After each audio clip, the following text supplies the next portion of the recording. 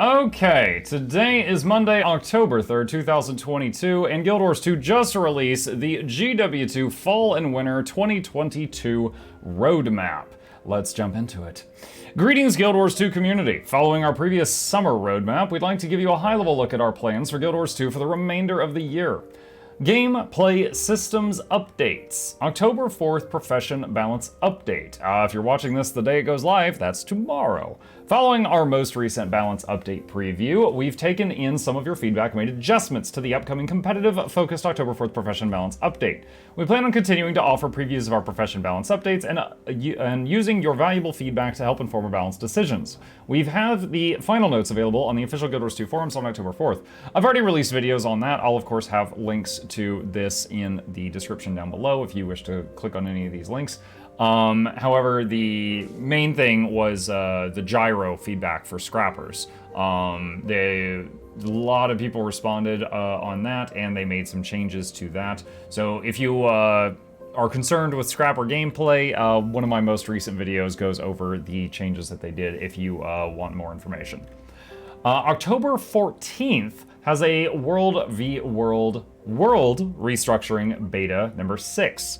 The 6th beta event for Phase 1 of the World v. World I hate this, World v. World Restructuring feature will take place from October 14th through October 21st. The beta event will begin and end with each region's respective weekly World v. World match reset. If you're unfamiliar with this feature or are plans for it, you can learn more about it here. During the beta, you'll be able to select one of the new World v. World exclusive War Machine weapon skins for completing an achievement tied to beta participation. Ooh! They didn't do this on any of the other ones. Maybe even I'll peek in there.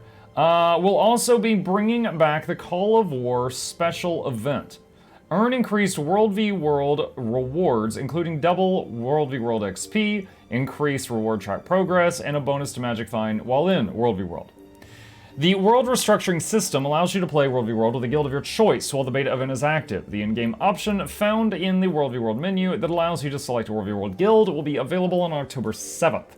You must make your guild selection by 11:59 p.m. Pacific time on October 13th, or you may be match beta as an individual for the beta event, which means that you and your guild could be placed on different teams.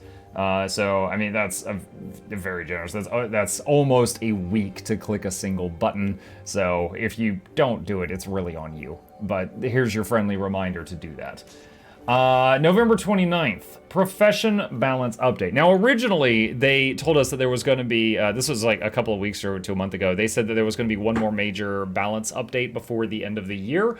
That got changed when they decided to do one heavily focused on PvP, which is the one that's tomorrow. Although it does affect many game modes, it's primarily a primary driving force was PvP gameplay. And then they said going forward after that, there would be balance updates that have both PvP and PvE items in them. And yeah.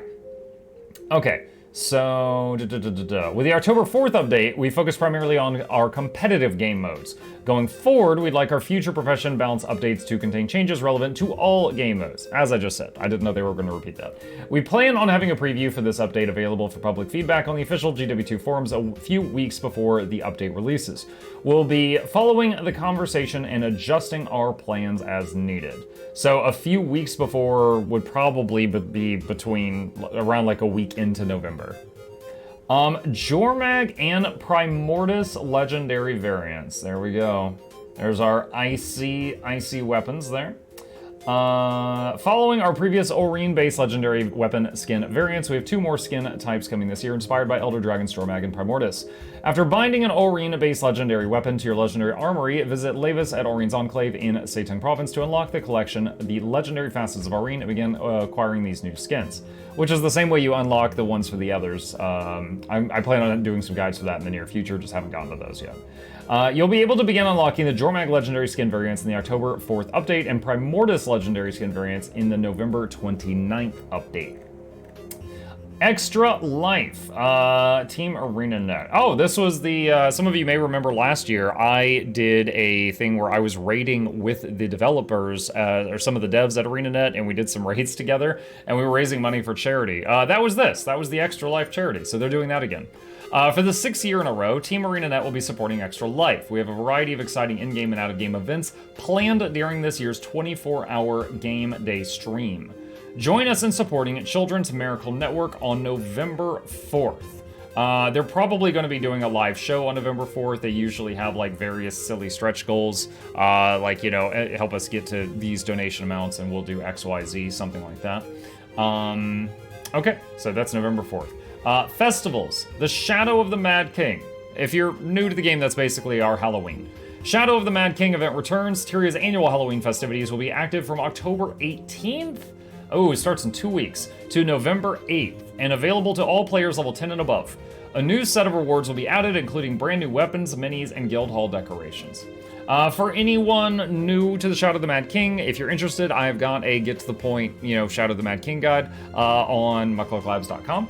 And it's my favorite in-game holiday. It's got, you know, lots of spooky, dark skins. You can use the Labyrinth farm to make a lot of money and also power level characters to max level very quickly.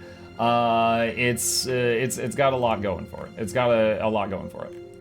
Wintersday. It's our Christmas. Wintersday is fast approaching. The Crown Pavilion in Divinity's Reach will be snowed in once more from December 13th to January 3rd. Earn new weapon skins and minis while you fight the rogue toys of Tix's Infinarium, or fight your friends in the Capture the Flag style Snowball Mayhem. Living World Season 1 Return Battle for Lion's Arch. I believe this is the last episode, the fifth and final episode of Living World Season 1 Battle for Lion's Arch will return to Guild Wars 2 on November 8th. This will be a permanent addition to the game, free for all players. With the release of Battle for Lion's Arch, we'll be adding a new strike mission to the game, Old Lion's Court. Ooh, looking forward to that. I love repeatable content. For players looking for a greater challenge, a challenge mode version of Old Lion's Court will be released with the November 29th update. So just a quick lore bomb here for those that don't know. The Lion's Arch was built one time, and this was in the books. When Zaitan woke up, you know, Zaitan, your giant, massive dragon, came out of the ocean. He basically made a tidal wave that started at Or and went all the way north and just deleted Lion's Arch, just swept it away. Absolutely destroyed. It was then rebuilt by pirates, primarily, and when Guild Wars 2 started, Lion's Arch was made, run by the Pirates Council, and it was basically built out of pirate ships. All the buildings were ships. Very awesome. And if you do any bits of your personal story around like level 30 or 40 that are in Lion's Arch, if you look around in the instance, you're actually in that older Lion's Arch. It's the second Lion's Arch. That was the second one with the pirate ships. Then it gets blown up here. The Battle for Lion's Arch destroys Lion's Arch, and present day, like current day Lion's Arch is the third one. It's the third time it's been built. It's kind of like people in Florida. Just every time there's a tidal wave, they're like, we should probably just stay and just build it again. This is a good idea. I used to live in Florida. I'm allowed to make that joke. So yeah, it's basically the same thing. They decided it's a great place, and they're just going to keep rebuilding there no matter what. Thank you, Tharu and Mug. I appreciate you. But yeah, so I'm very much looking forward to a new strike mission and you know, seeing what they've got for us. Picture of the fall and winter roadmap. Let's just see if everything here. See gameplay systems, World v World PvP Profession Balance update, World v World Restructuring beta, major Profession Balance update, End of Dragons update, Jormag Primordus legendary weapon variants, Save the Date Extra Life event. Oh, and look, there's a cape with extra life on it, so that might be new. So we might have a new cape coming into the game. Festival, Shadow of the Mad King and Wintersday, Living World History Season 1 Episode 5, and Strike Mission and Challenge Mode. Man, I'm really looking forward to this. I'm sad it's over a month away. I'm really looking forward to this one. Here's a brief overview of our major release dates through the end of the year. Again, I'll say it again just in case there's anything here that wasn't already mentioned. October 4th is the balance update. That's tomorrow, focused around competitive modes. Legendary weapon skin variant, Jormag legendary weapon skin variant is tomorrow. October 14th, World v World Restructuring Beta 6. October 18th, Shadow of the Mad King. November 4th, Extra Life Game Day. November 8th, Living World Season 1, Episode 5, Battle for Lion's Arch Strike Mission Old Lion's Court. November 29th, the Profession Balance Update, Primordus Legendary Weapon Skin Variant, Strike Mission Old Lion's Court Challenge Mode. And we're expecting the preview for this update probably around this time so that we have time to complain about it. And December 13th is Wintersday. So, that is the roadmap. Definitely some stuff looking forward to. I, myself, just personally, because, you know, I've been playing the game for a while. I've seen the holidays a million times. They are great, but I've played them many times. I'm most looking forward to both updates. I love balance updates. They always shake things up. I love the balance updates. Looking forward to this Living World Season 1, Episode 5, and the new Strike mission. And you know, the new Strike Mission Challenge Mode. Those are the things I'm most excited about. But all of this is awesome, and it's good to see that they've got plans to keep things interesting, more things coming up until the end of the year. As always, if you've got any other additional info to add on this, or if you know, be sure to put it in the comment section down below. And if you would like to see this page for yourself, I always include it in the description if you want to jump there and go to any of these links for some of the older news if you missed it. But that's it, and yeah. See you tomorrow during the patch.